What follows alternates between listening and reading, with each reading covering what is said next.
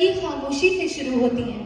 कुछ कहानियों में ऐसे रिश्ते होते हैं जो सिर्फ बाहर से तो खूबसूरत लगते हैं, लेकिन अंदर से उतने ही टूटे हुए होते हैं। तो आइए आज मैं आप सबको एक कहानी सुनाती हूँ और दिखाती हूँ।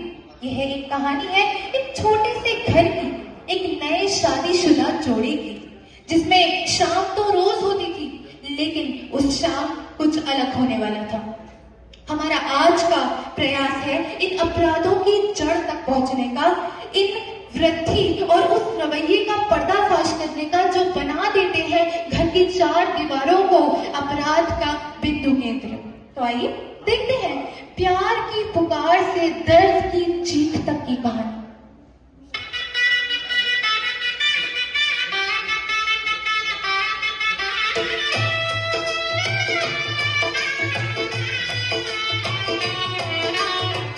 मैं वचन देता हूँ कि तुम्हारे खिलाफ उठने वाली हर बात को मैं तोड़ दूंगा।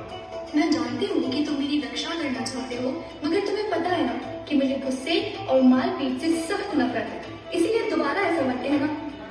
अरे तुम तो ऐसे परेशान हो रही हो जैसे मैं तुम पर हाथ उठाने की बात कर रहा हूँ। मजाक मत करो ध्रुव। अरे तुम जानती हो ना मैं तुमसे कितना प्यार करता हूँ। तुम्हारे सामने गुस्सा करने का सोच भी नहीं सकता मैं। हाँ जानती हूँ। मिलिए ध्रुव और तारा से। हर कहानी की तरह इनकी कहानी की शुरुआत भी प्यार और मोहब्बत से हुई थी। आंखों में प्यार, होठों पे वचन और दिल में किसी भी बुराई की कोई जगह नहीं थी। ऐसा लगता था कि अगर कोई दुर्घटना होगी और अगर ये दोनों हाथ थाम ले तो ये रिश्ता हमेशा ऐसे ही बना रहेगा। लेकिन कुछ कहानियां जितनी सिंपल दिखती हैं उतनी सिंपल होती नहीं है। धीरे धीरे करके उनका रिश्ता बदलने लगा। बातों में प्यार कम और गुस्सा ज्यादा दिखने लगा।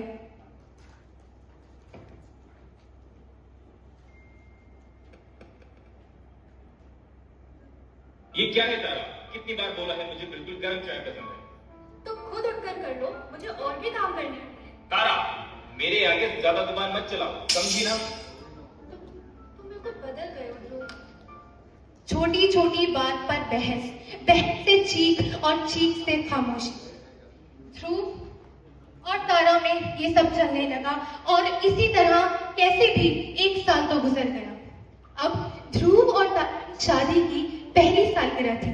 सब बहुत खुश थे, लेकिन उससे भी बड़ी खुशी तारा के पेट में पल रही थी, ये उम्मीद लेकर कि अब सब कुछ ठीक हो जाएगा। लेकिन उस रात जो होने वाला था वो तारा ने कभी सपने में भी नहीं सोचा था।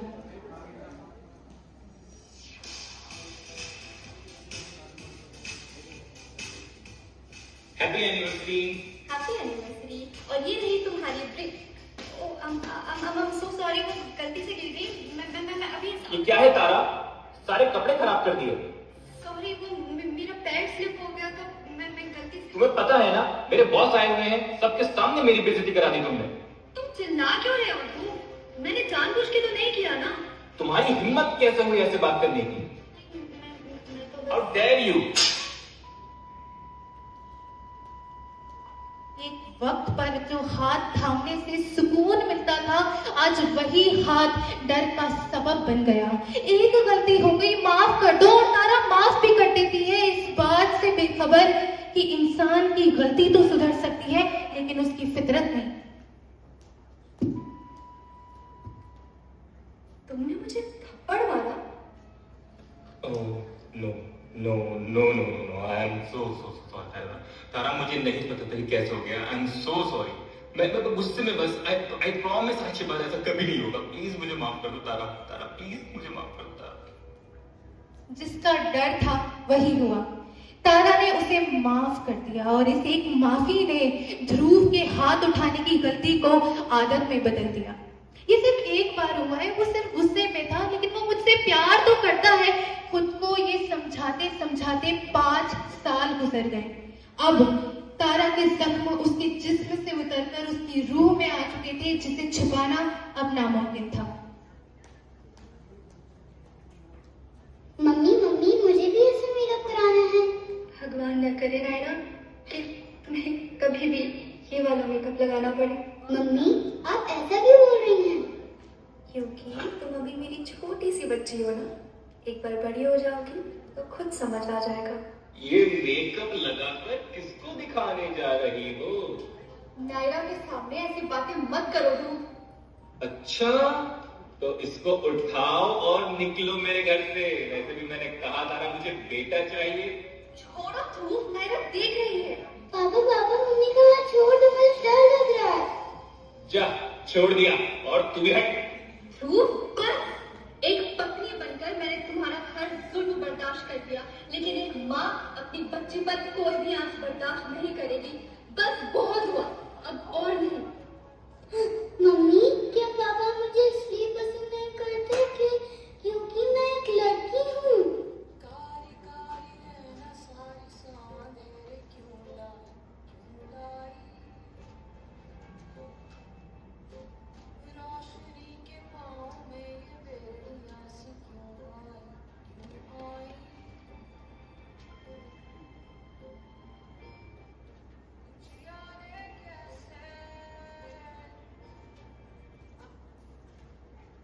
आखिरकार उसने फैसला ले ही लिया, अपने दिल की सुनने का, अपनी आवाज उठाने का, सहना छोड़कर खुद को और अपनी बेटी को बचाने का। तो आइए देखते हैं होता है क्या।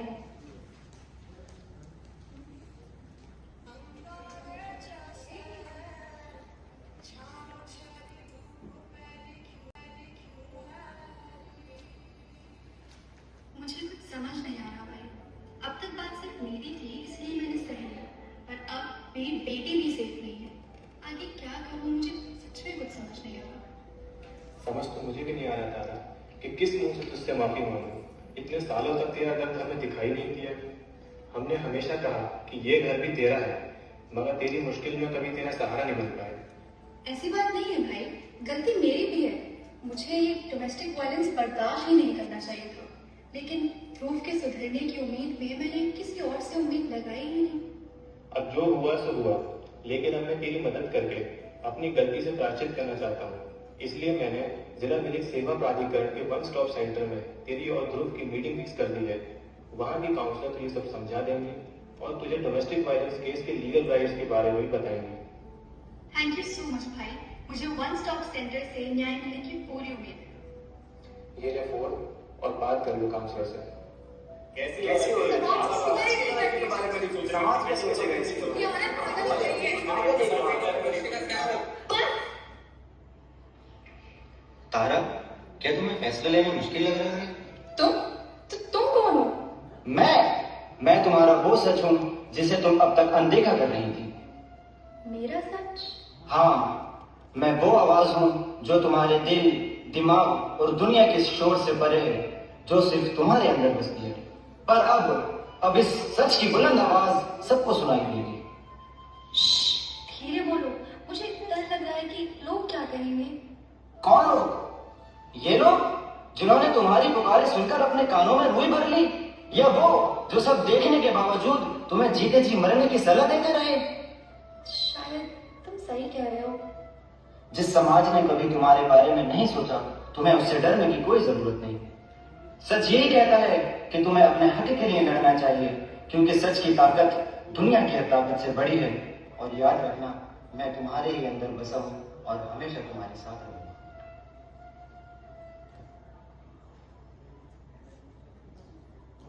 पहली बार उन दोनों ने साथ बैठकर फैसला लेने का फैसला लिया, जीत कर नहीं बल्कि इस बार समझकर। आगे का रास्ता हालांकि आसान नहीं था पर सही जरूर था। वो दोनों पहुंच गए काउंसलर के पास, जहां फैसला सिर्फ रिश्ता बचाने का नहीं था बल्कि इंसाफ और इज्जत दिलाने का और वापस लाने का भी था। तो आइए देखते हैं होता है क्या।